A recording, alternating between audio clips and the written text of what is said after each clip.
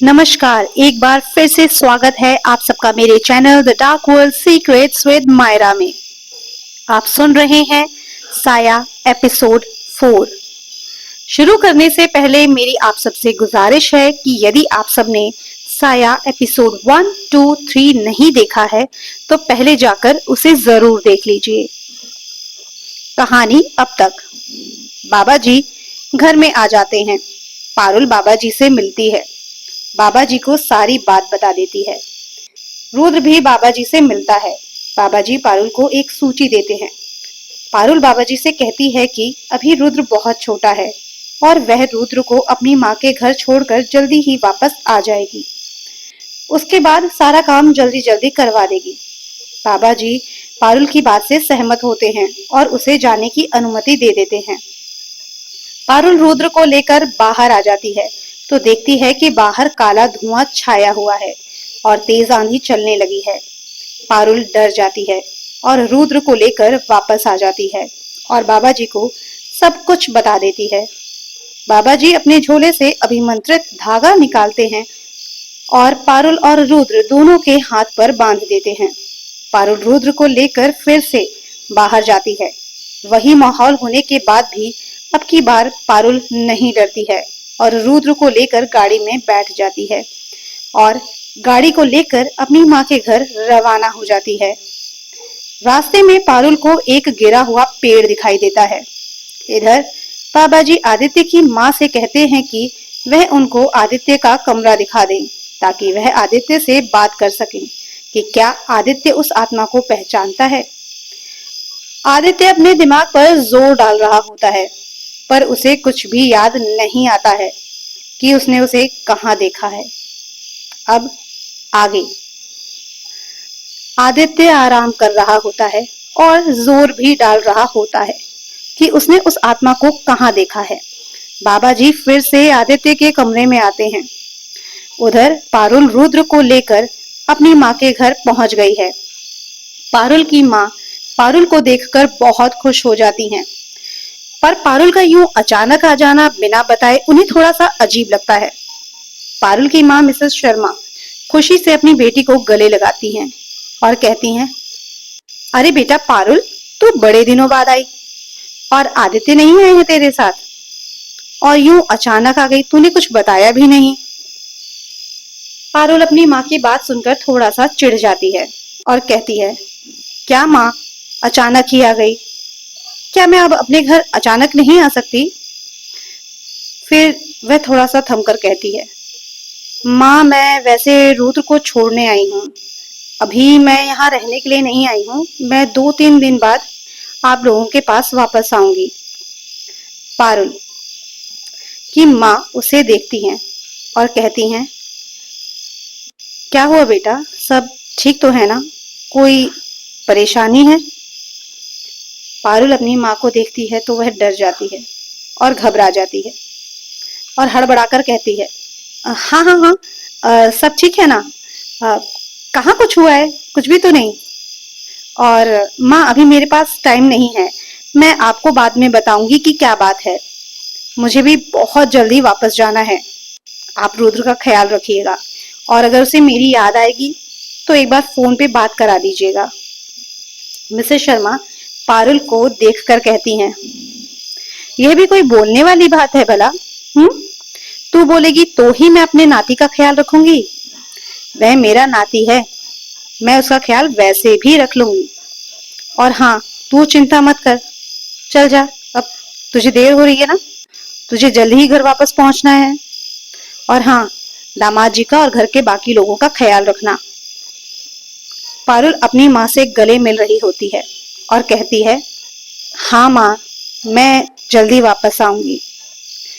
Mrs Sharma पता नहीं उन्हें अचानक से अजीब सी अनुभूति होती है और उनकी आंखों में नमी सी छा जाती है और वह हल्का हल्का घबराहट भी महसूस कर रही होती हैं। वह अपनी बेटी को देखते हुए कहती हैं, अपना ध्यान रखना बेटा। पारुल वापस अपने घर के लिए रवाना हो जाती है। इधर बाबा जी आदित्य के सिरहाने बैठे हुए हैं। बाबा जी आदित्य को देखते हुए कहते हैं, आदित्य बेटा, कुछ याद आया क्या आपको? क्या आपने उसे कहीं देखा है? क्या आपका उससे कोई संबंध है? आदित्य बहुत सोचने के बाद कहता है, बाबा जी, मुझे नहीं लगता कि मैं उसे जानता हूँ, क्योंकि मुझे उससे कोई भी जुड़ी हुई बात याद नहीं आ रही। बाबा जी, हम्म, यह आपको कहाँ और कब मिली थी? बाबा जी, हम कुछ दिनों पहले पार्टी करने गए थे, तो वहां से आते हुए हमें देरी हो गई, तो जल्दी घर पहुंचने के लिए हम लोगों ने एक शॉर्टकट लिया, रामनाथ मार्ग। बस उस दिन हमें थोड़ा सा अजीब अजीब सा लग रहा था। पहले अचानक से ठंड लगने लगी, ठंड बहुत ज्यादा बढ़ गई। हालांकि वो मौसम गर्मी का ही था। फिर जैसे ही हम कार से बाहर निकले तो अचानक से बहुत ज्यादा गर्मी लगी, और उसके बाद से ही मेरी तबीयत खराब है। बाबा जी अपने चेले को बुलाते हैं। चेले का नाम सिद्धार्थ है। बेटा सिद्धार्थ, आप जाकर रामनाथ मार्ग के विषय में जानकारी एकत्र करके लाइए। हम यह जानना चाहते हैं कि उस मार्ग पर कुछ अनुचित तो नहीं हुआ था। सिद्धार्थ, ठीक है बाबा जी, मैं जल्द से जल्द सारी जानकारी एकत्रित कर आपको वापस मिलता हूँ। सिद्धार्थ बाबा जी से जाने की आज्ञा लेकर रामनाथ मार्ग के लिए निकल जाते हैं, और वहां की जानकारी के लिए वह वहां के आसपास के लोगों से मिलना शुरू करते हैं। सिद्धार्थ सबसे पहले उस घर के लिए निकलता है जो रास्ते में सबसे पहले पड़ रहा होता है। सिद्धार्थ उस घर के आगे जाते हैं और दरवाजे की घंटी बजाते हैं। कुछ देर बाद एक व्यक्ति आकर दरवाजा खोलता है। दरवाजा खोलने के बाद वह हैरानी से सिद्धार्थ को देख रहा है। वह नीचे से ऊपर तक सिद्धार्थ को देखता है। उसके हाव भाव बता रहे थे कि वह सिद्धार्थ को पहचान नहीं रहा। वह हैरानी से उसकी तरफ देखता है। तभी सिद्धार्थ उसके हाव भाव को देखकर समझ जाते हैं और कहते हैं, जी मेरा नाम सिद्धार्थ है, और मुझे आपकी थोड़ी सी मदद चाहिए, यदि आपको कोई परेशानी ना हो तो। वह आदमी सिद्धार्थ की तरफ देखते हुए कहता है, जी जी, कोई परेशानी नहीं है, बताइए मैं आपकी कैसे मदद कर सकता हूँ। सिद्धार्थ उसकी तरफ देखते हुए कहता है, जी मैं यहाँ पर जो एक मार्ग है, रामनाथ मार्ग, उसके विषय में जानकारी एकत्रित करने आया हूँ। क्या आप मुझे उसके बारे में जानकारी दे सकते हैं? मुझे जानना था, क्या इस मार्ग पर कभी कोई घटना घटी हो, कुछ अनुचित हुआ हो, कुछ ऐसा जो नहीं होना चाहिए, जिसकी वजह से किसी की जान गई हो। सिद्धार्थ अपनी बात जब पूरी करते हैं तो वह देखते हैं कि वह इंसान हैरानी से उनको देख रहा है। फिर उसने अपने हाथ को आगे बढ़ाते हुए सिद्धार्थ को अंदर आने का इशारा कर दिया। सिद्धार्थ ने उसका इशारा पाया और वह घर के अंदर दाखिल होकर सोफे पर जाकर बैठ गए। वह आदमी भी आया और चलकर सिद्धार्थ के बगल वाले सोफे पर बैठ गया। उसने सिद्धार्थ की तरफ देखते हुए कहा, रामनाथ मार्ग, अरे नाम न लो उस मार्ग का। वह मार्ग तो कब का बंद हो गया है। शायद आपको पता नहीं है कि वह मार्ग तो भूतिया है। सिद्धार्थ उस आदमी को हैरानी से देखते हैं और चौंक जाते हैं। क्या कहा? भूतिया है? सिद्धार्थ, हाँ, भूतिया है। कुछ साल पहले उस मार्ग पर एक घटना घटी थी, जिसके चलते उस मार्ग को बंद करना पड़ गया। सिद्धार्थ हैरानी से उस आदमी को अभी भी देख रहे थे और पूछते हैं, ऐसा क्या हुआ था उस मार्ग पर? व्यक्ति, अगर आप जानना चाहते हैं तो यह एक लंबी कहानी है। अगर आपके पास समय है तो मैं आपको सुनाऊं। सिद्धार्थ कहते हैं, बताइए। सिद्धार्थ उसे अभी भी हैरानी से देख रहा था। वह आदमी कहना शुरू करता है, सिद्धार्थ जी, आज से करीब करीब 10 साल पहले उस सड़क पर एक लड़की की लाश पाई गई थी, और वह लाश भी कोई मामूली लाश नहीं थी। उस लाश का चेहरा बुरी तरीके से बिगड़ा हुआ था। उस लाश के चेहरे को इस तरीके से खराब किया गया था ताकि उसकी शिनाख्त न की जा सके, उसकी पहचान न की जा सके, और उसके बारे में कोई भी जानकारी जुटाई जाना संभव ही ना हो। और जैसा वह व्यक्ति चाहता था ठीक वैसा ही हुआ भी। उस लाश के बारे में ज्यादा जानकारी इकट्ठा नहीं की जा पाई। सिद्धार्थ ने आगे पूछा, अच्छा, तो और भी कोई जानकारी है आपको इसके बारे में? वह आदमी आगे कहता है, ज्यादा जानकारी तो नहीं है, लेकिन मैंने कुछ सुना है। मैं पक्का नहीं कह सकता कि मैं जानता हूँ, और ये सच है। सिद्धार्थ ने कहा, फिर भी बताइए, क्या सुना है आपने? वह आदमी कहता है कि मैंने सुना है कि वह लाश किसी दुल्हन की थी। उसकी नई नई शादी हुई थी, और सुनने में ये भी आया था कि उसको मारने वाला कोई और नहीं बल्कि उसका अपना पति था। सिद्धार्थ जब यह बात सुनता है तो हैरानी से उस आदमी को देखने लगता है। क्या कहा? उसके अपने पति ने उसको मारा। उसकी नई नई शादी हुई थी और उसके पति ने उसको मार दिया। उसके पति ने उसको क्यों मारा होगा? क्या कुछ भी? वह व्यक्ति कहता है, मुझे पता था आपको विश्वास नहीं होगा, लेकिन यह बात मैंने ऐसे ही सुनी है तो मैं आपको वैसे ही बता रहा हूँ। सिद्धार्थ जी, उस लड़की की नई नई शादी हुई थी और सुनने में आया था कि लड़के को लड़की पसंद नहीं थी, पर उसने पैसों के चलते शादी कर ली। फिर वह पगफेरों के लिए लड़की को लेकर आया था और वापस ले जाते हुए उसने शॉर्टकट रास्ते का इस्तेमाल किया। उस रास्ते पर उस दिन उन्हें कुछ गुंडे मिल गए। उन गुंडों ने उनकी गाड़ी रोकी, सामान लूटा, लड़की के साथ बदतमीजी भी की और उसके बाद वह लोग गायब हो गए। उसके पति को उन लोगों ने बिल्कुल भी नहीं मारा था। वह शायद हल्की सी मार से ही बेहोश होने का नाटक कर रहा था। फिर वह उठकर आता है और अपनी पत्नी को करीब से देखता है। अभी भी उसकी पत्नी के शरीर पर कुछ गहने बाकी थे जो गुंडे ले जाना भूल गए थे। वह पति अपनी पत्नी के पास आया, उसने उसके शरीर से गहने उतारने शुरू कर दिए। तभी पत्नी को थोड़ा थोड़ा होश आना शुरू हुआ। उसने अपने पति के चेहरे को देख लिया था और उसके चेहरे पर लालच और धोखा भी देख लिया था। उसने कहा कि वह सबको सब कुछ बता देगी, सबको सारा सच बता देगी, उसका सच सबके सामने ला देगी। और शायद उसका पति उससे डर गया। उसे लगा कि उसका सारा सच सामने आ जाएगा और फिर या तो उसे उसके साथ जिंदगी बितानी पड़ेगी या फिर वह जेल चला जाएगा, और वह इन दोनों में से कुछ भी नहीं चाहता था। इसीलिए उसने वहां आसपास देखते हुए एक बड़ा सा पत्थर उठाया और उस लड़की के चेहरे पर जोर से मार दिया, जिसके कारण उसका सर कुचल गया और उसका पूरा चेहरा बुरी तरीके से खराब हो गया। सुना है कि उसके बाद से ही उसकी आत्मा उस रास्ते पर भटकती है।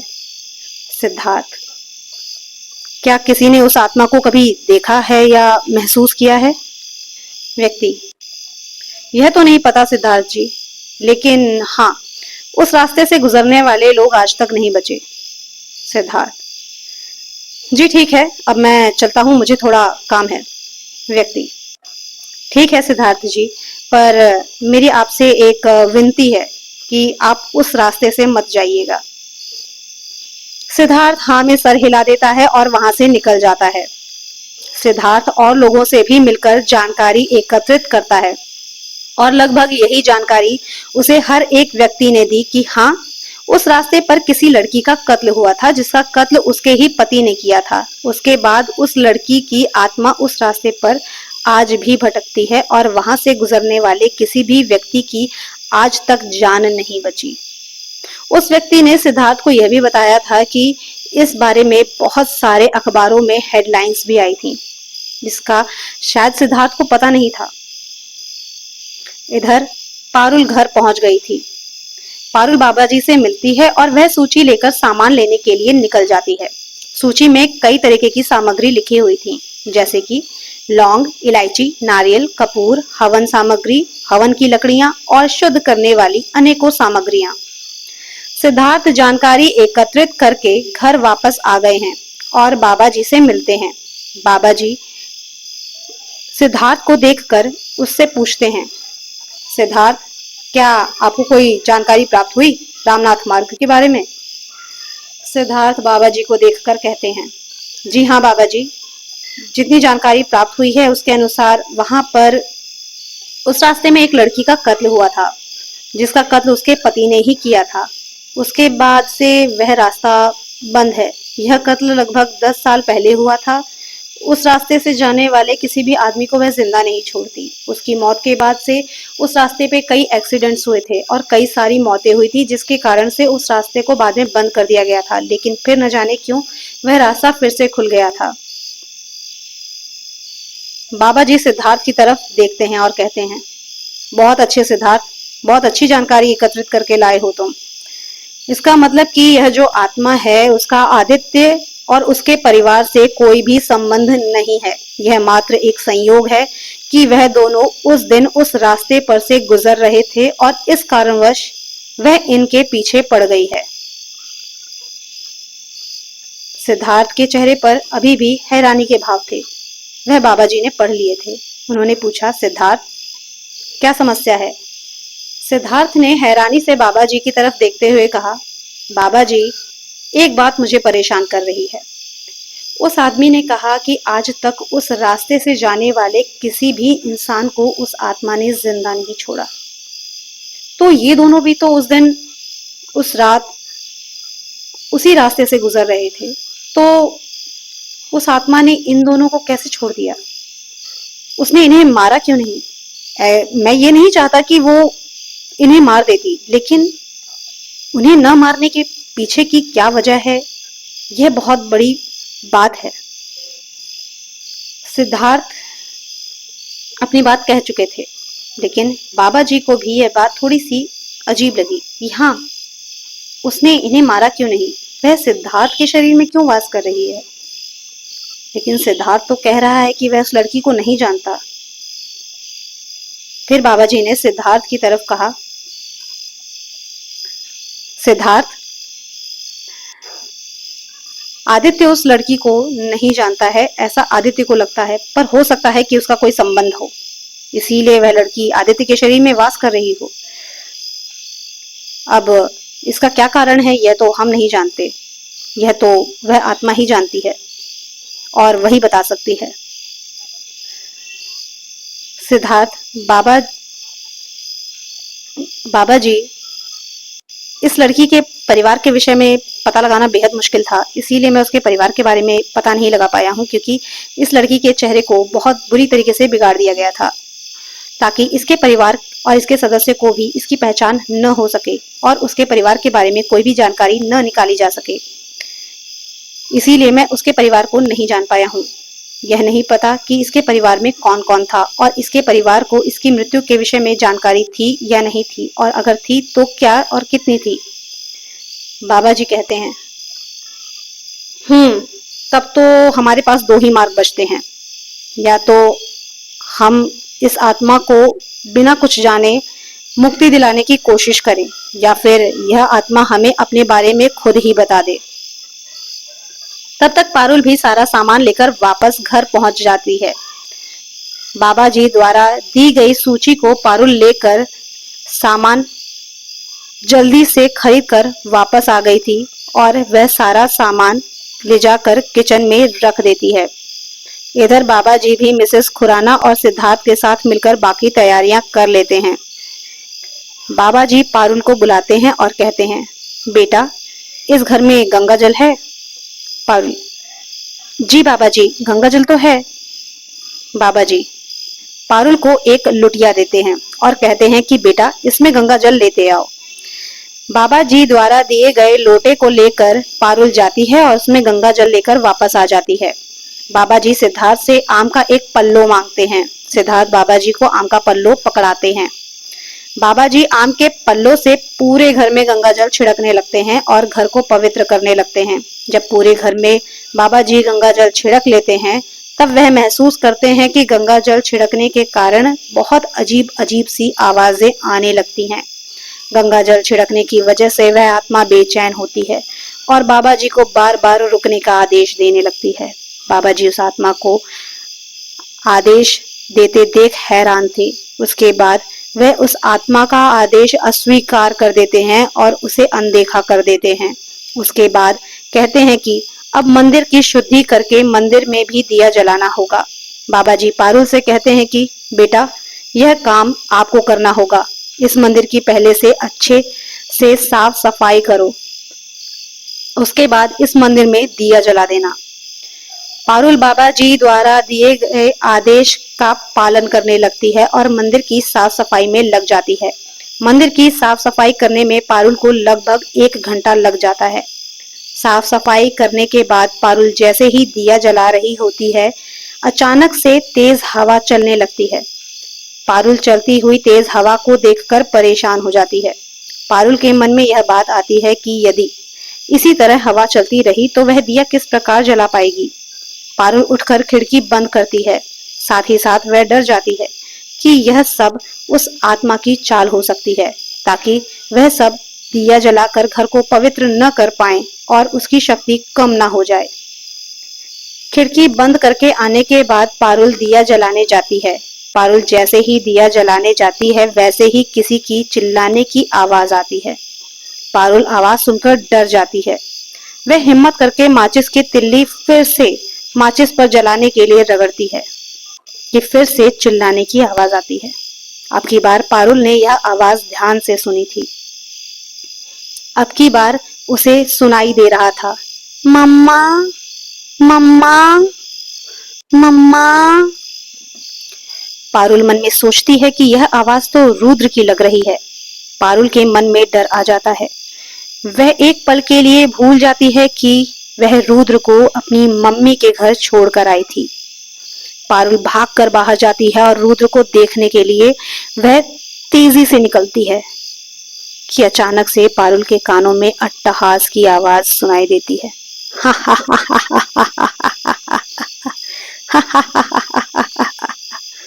यह आवाज किसी और की नहीं थी, उसी आत्मा की थी। वह आत्मा रुद्र का रूप लेकर खड़ी थी। पारुल भागकर रुद्र को गले लगाने की कोशिश करती है कि अचानक से वह गायब हो जाता है। उसे तो यकीन ही नहीं आ रहा था कि रुद्र अचानक गायब कैसे हो गया। आत्मा को छल करना आ रहा था और वह रुद्र का रूप लेकर पारुल को छल रही थी। पारुल स्वयं को सावधान कर लेती है क्योंकि अब तक वह समझ चुकी थी कि यह सब छलावा है। पारुल एक लंबी सांस लेकर फिर से मंदिर की ओर पलटती है। वह जैसे ही मंदिर की ओर पलटती है, वह देखती है कि वह आत्मा उसके सामने खड़ी है। पारुल सहम जाती है। पारुल की आंखें उस आत्मा को स्वयं के सामने देखकर और बड़ी बड़ी हो जाती हैं। पारुल पसीने से तरबतर हो गई है। डर की वजह से पारुल की आंखें बंद हो चुकी हैं। अचानक से आदित्य और रुद्र का ख्याल पारुल के मन में आता है। वह फिर एक बार हिम्मत करती है और हिम्मत करके हनुमान चालीसा पढ़ते हुए मंदिर की ओर धीरे धीरे अपने कदम आगे बढ़ाने लगती है। श्री गुरु चरण सरोज रज निज मन मुकुर सुधारि बरनउँ रघुवर बिमल जसु जो दायक फल चारि बुद्धिहीन तनु जानिके सुमिरौ पवन कुमार बल बुद्धि विद्या देहु मोहि हरिहु कलेश विकार। जय हनुमान ज्ञान गुण सागर जय कपीशति हूँ लोक उजागर राम दूत अतिलित बलधामा अंजनी पुत्र पवन सुत नामा। हनुमान चालीसा पढ़ते हुए पारुल मंदिर की तरफ कदम रख देती है। फिर अचानक से एक तेज हवा का झोंका आता है जो पारुल को धक्का देता है। पारुल एक बार फिर से मंदिर से बाहर आ जाती है। पारुल फिर से मंदिर के बाहर खड़ी थी। पारुल एक बार फिर से हिम्मत करके मंदिर की तरफ कदम बढ़ा देती है। एक बार फिर पारुल के कानों में आवाज आती है। यह आवाज किसी और की नहीं बल्कि मिसेस खुराना की थी।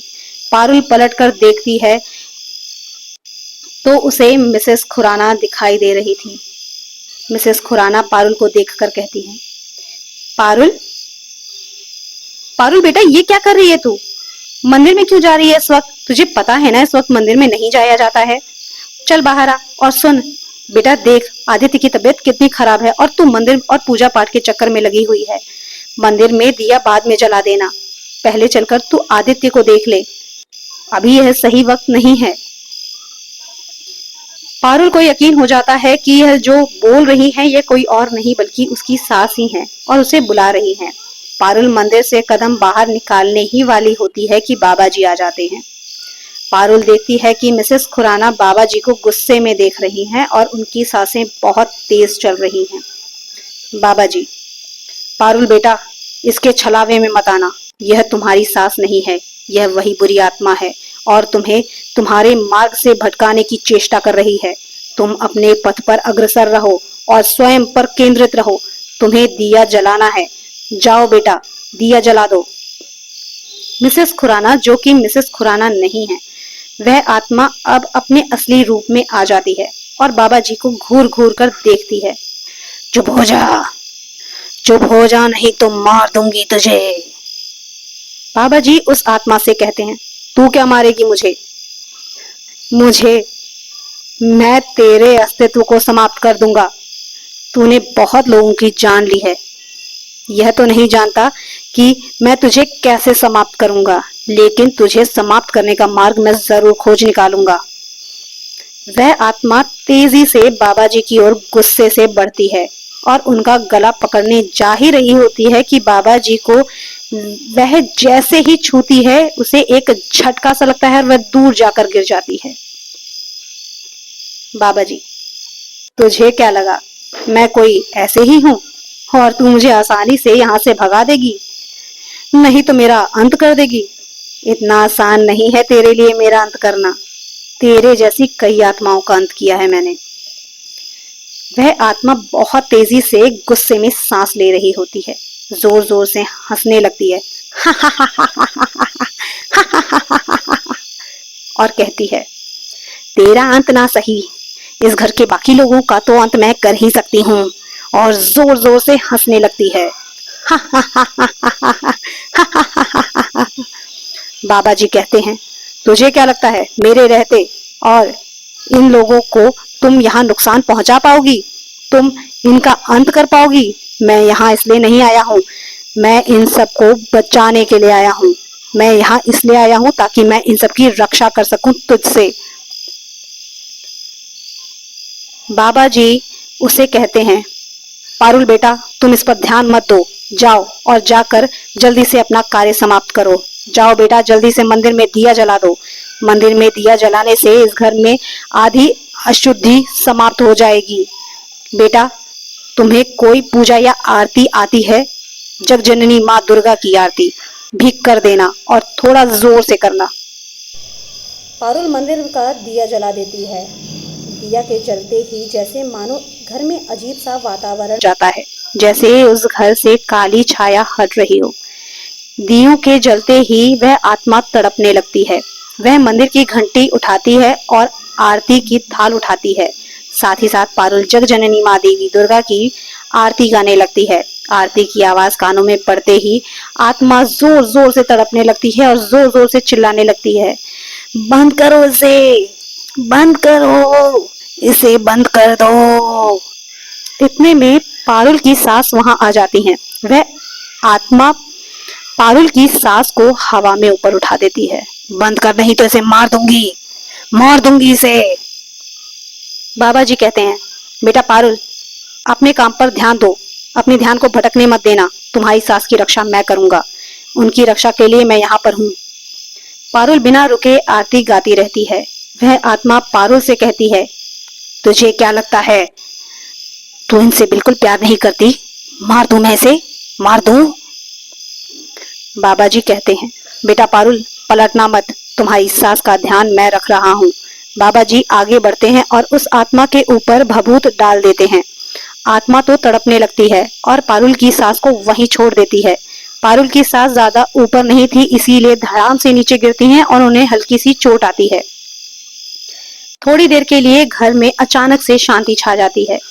एक सुखद और पवित्र वातावरण सा महसूस होता है सबको, जैसे कि उस घर से नकारात्मक ऊर्जा कुछ कम हुई हो। पारुल बाबा जी से पूछती है कि बाबा जी, अब हमें आगे क्या करना है?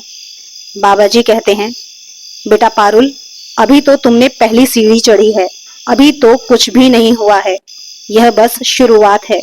अभी तो बहुत कुछ देखना शेष है। अभी हमें बहुत कुछ करना है और यह भी देखना बाकी है कि वह हमें रोकने के लिए और क्या क्या कर सकती है और किस किस तरीके के छलावे का प्रयोग करती है। बस बेटा, तुम घबराना मत, अपनी हिम्मत मत हारना, अपने प्रेम को ही अपनी ताकत बनाओ और तभी तुम उससे जीत पाओगी और अपने परिवार की उससे रक्षा कर पाओगी। उसे हराने के लिए तुम्हारे पास एक ही हथियार है, तुम्हारे परिवार के प्रति तुम्हारा प्यार। पारुल: जी बाबा जी, मैं अब हिम्मत नहीं हारूंगी। आप सब हमारे साथ हैं, जीत हमारी ही होगी। बस बाबा जी, अब माँ को लेकर थोड़ा सा डर लग रहा है। बाबा जी: तुम चिंता मत करो बेटा, मैं तुम्हारे साथ हूँ। तुम्हारे परिवार की रक्षा मेरा दायित्व है। बाबा जी, दिए जलाने का कार्य तो समाप्त हो गया है। अब हमें इस घर की और शुद्धि के लिए हवन भी करना होगा, पर यह हवन हम जल्दी नहीं कर सकते क्या? क्या इसके लिए हमें 2 दिन रुकने की जरूरत है? बाबा जी कहते हैं, हाँ बेटा, इस हवन के लिए हमें 2 दिन रुकने की जरूरत है, क्योंकि 2 दिन बाद पूर्णिमा आ रही है। पूर्णिमा के वक्त इन सारी काली शक्तियों की ताकत कम हो जाती है।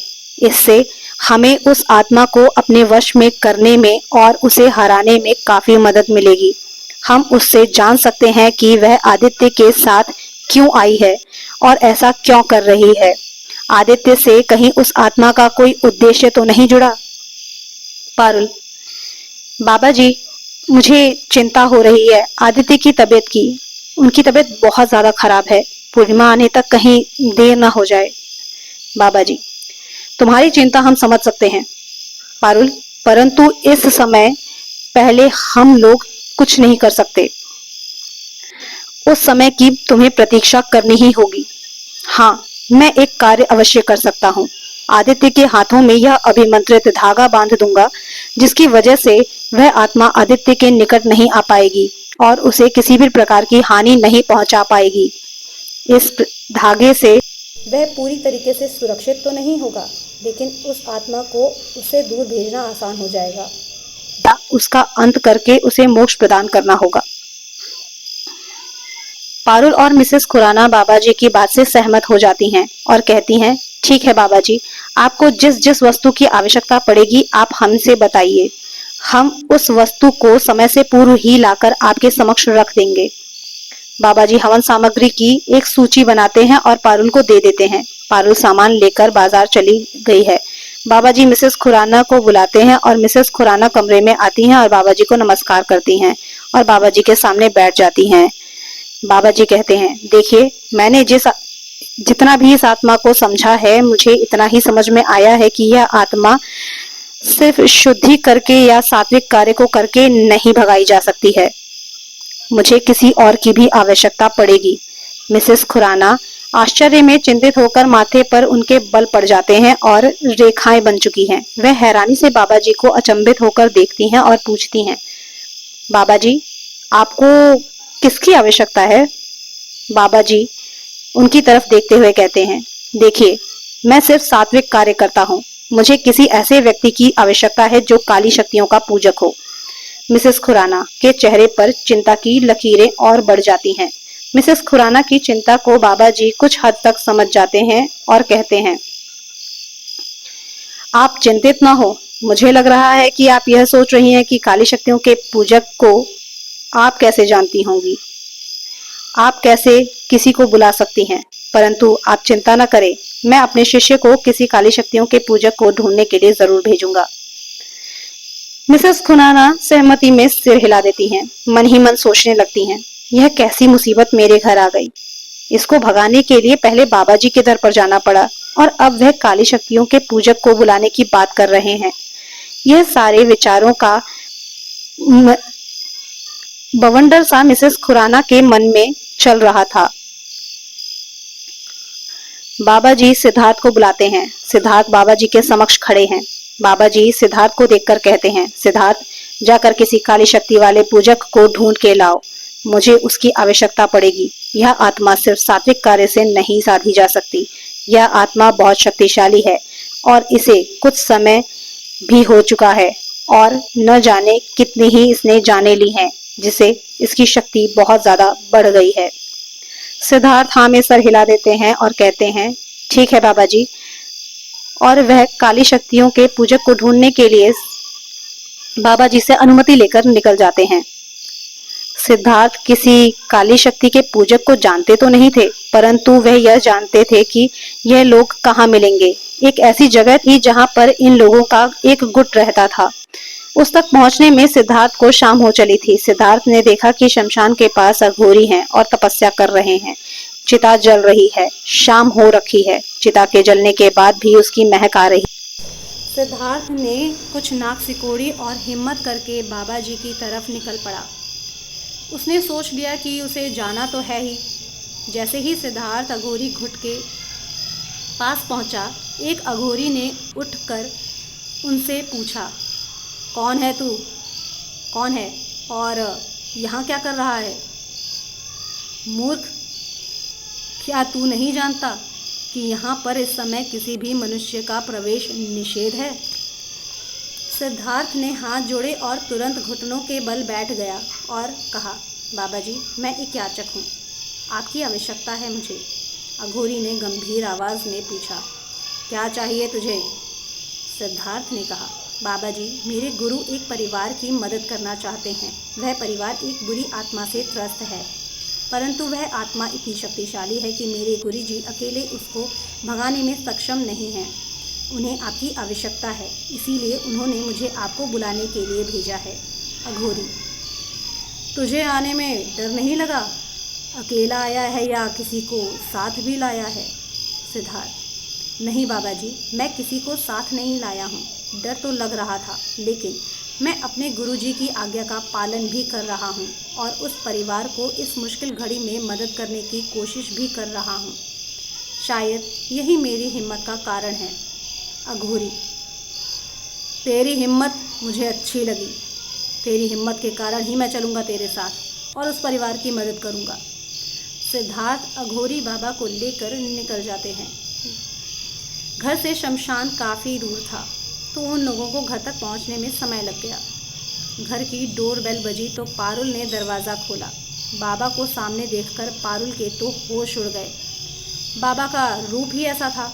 शरीर पर कपड़े के नाम पर सिर्फ कमर में एक कपड़ा लपेटा हुआ था। गले में रुद्राक्ष की माला, जटा वाले बाल, बड़ी हुई दाढ़ी मूंछ, पूरे शरीर पर भभूत का लेप, हाथ में कमंडल और आँखों में एक अलग ही तेज।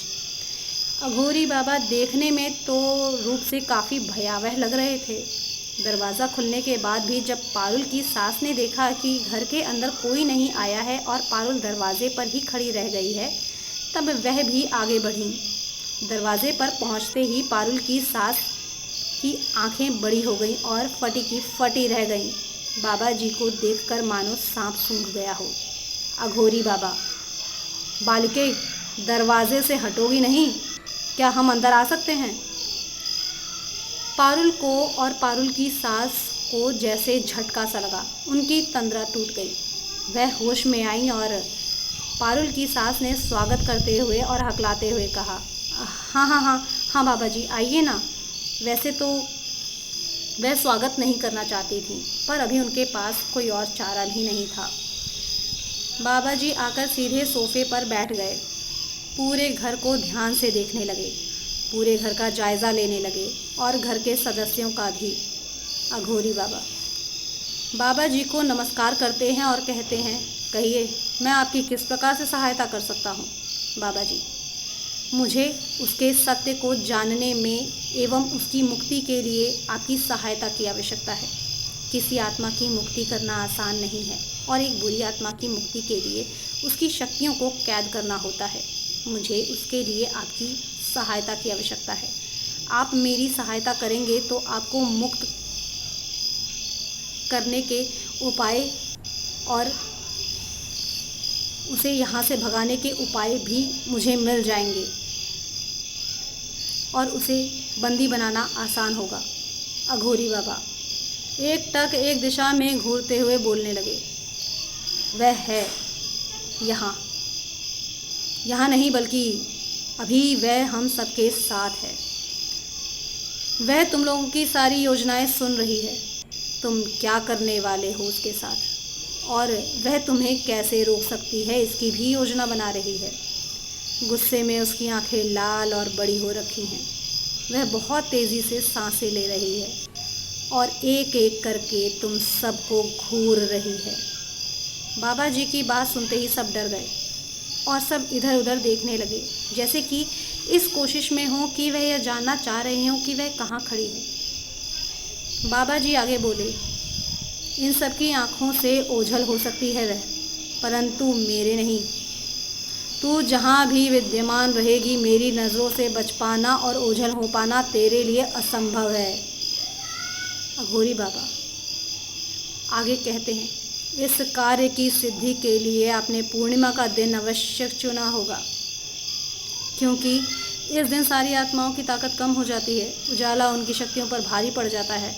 इस हिसाब से हमें यह कार्य एक दिन बाद करना होगा। हमारे पास केवल एक दिन का समय है सारी तैयारियों के लिए। बाबा जी बिल्कुल, आप बिल्कुल सही समझ रहे हैं। मैंने पूर्णिमा का दिन ही चुना है और हमारे पास तैयारियों के लिए केवल एक ही दिन का समय है। आपको जो जो आवश्यकता हो वह आप मेरे शिष्य सिद्धार्थ से कह सकते हैं। सिद्धार्थ आपको सारी सामग्री और सारी सुविधा प्रदान करेंगे। अघोरी बाबा, मेरी वस्तुएं तो मुझे मिल जाएंगी, परंतु मेरी पूजा के बीच कोई भी स्त्री नहीं आनी चाहिए।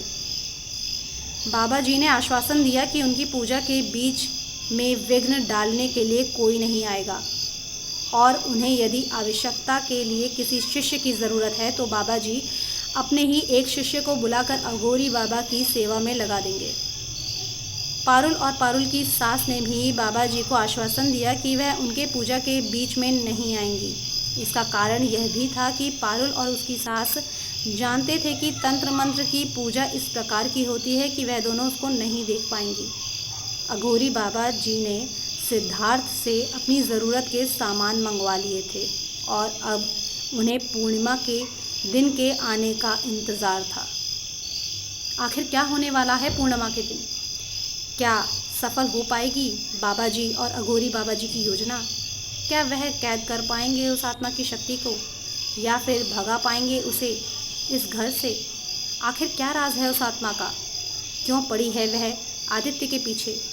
जानने के लिए बने रहिए मेरे साथ और सुनते रहिए साया केवल the dark world secrets with Myra पर।